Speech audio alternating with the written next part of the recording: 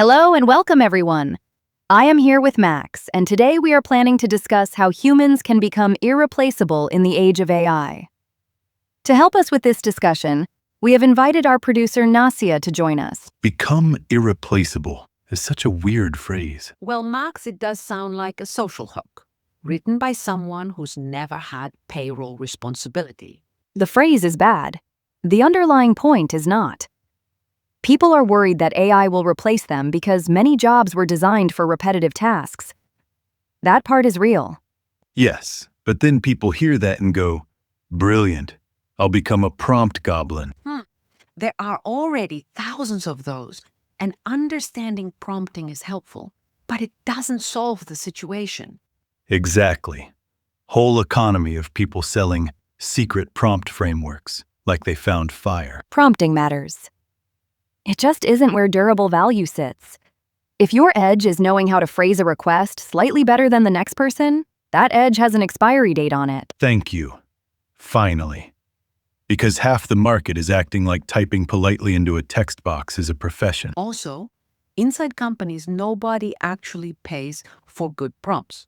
What they pay for is fewer mistakes, faster turnaround, less chaos, and clearer decisions. They pay for work to move. Right, that's the shift people miss. The valuable layer is not the task. It's the system around the task. What outcome are we trying to produce? What sequence gets us there? Where can AI help?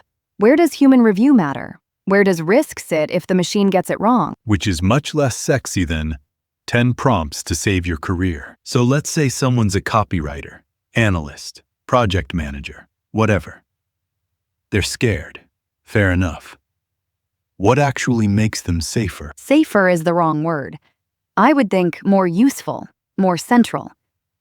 The people who become harder to remove are the ones who can define the goal, map the workflow, brief the tool properly, judge the output, and explain it to other humans without sounding possessed. Good.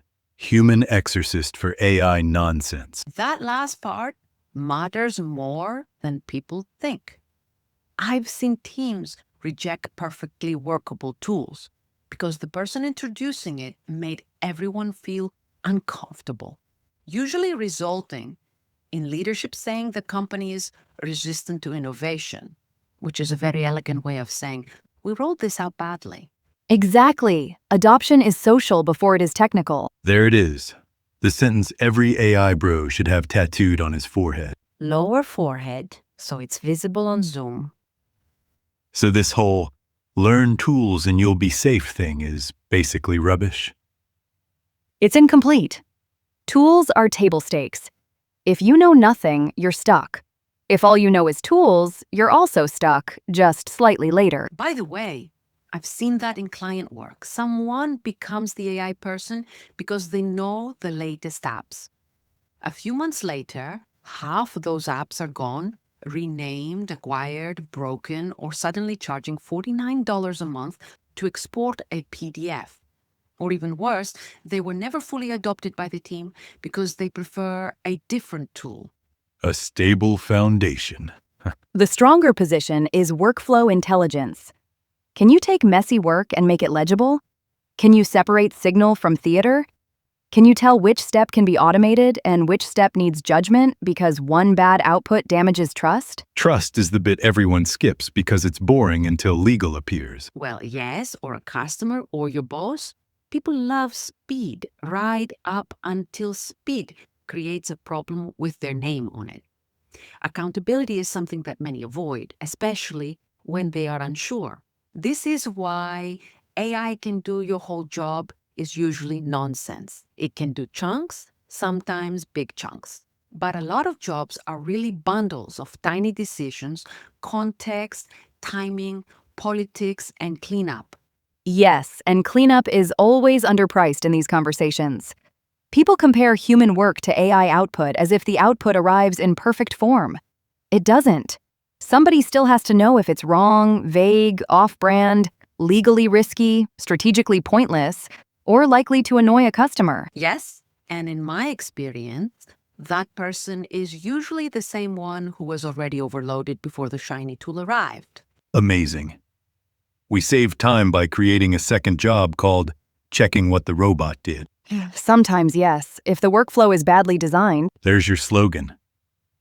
AI. Incredible. If the workflow isn't stupid. Honestly, that's closer to the truth than you would think. So, I guess it's fair to say that the people who survive this don't compete with the machine on speed. They sit above it. They coordinate it. They frame the work, direct the sequence, decide the boundaries, and own the result. Which sounds grand until you realize a lot of people have never been taught to work that way. Most of us were rewarded for being reliable doers. Hit the brief, finish the deck, send the report, make your numbers. Keep the machine moving. Yes. Corporate life trained people to be excellent wrists. And now the market is starting to reward people who can think one layer up. Not geniuses or prophets, just people who can see the whole flow. Well, that is uncomfortable because it exposes a lot. Some managers don't actually understand the systems their teams run. Some specialists never had to define quality because they were just shipping volume. Some leaders discover that transformation was 5 tools taped to a broken process. 5 tools taped to a broken process is most digital strategy. Too generous. Sometimes it's 15. Okay, if we are going down that road, don't forget the steering committee. Of course. Never automate without witnesses. Okay, so AI is changing work. But most importantly, it is revealing where someone's value was actually coming from. Was it expertise, judgment, coordination, and trust? Or was it just being the nearest available human to perform a repeatable task? Brutal. Fair, but brutal. It's also why the fear isn't irrational. Some people will be exposed, some roles will shrink, others will disappear, and yet some others will be created.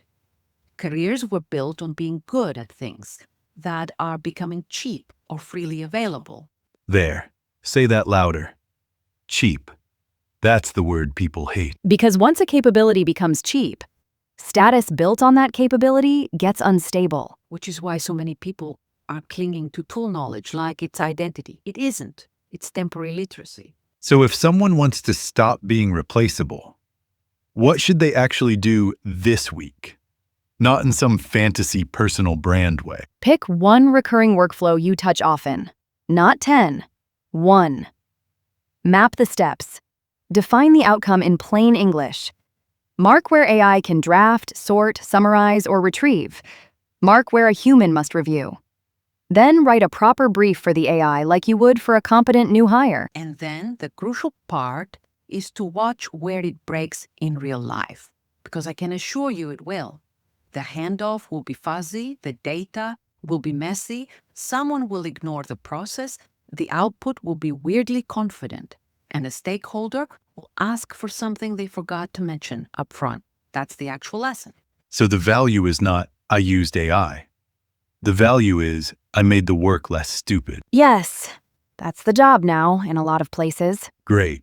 So we've arrived at the future of work. Don't say that. Way too early.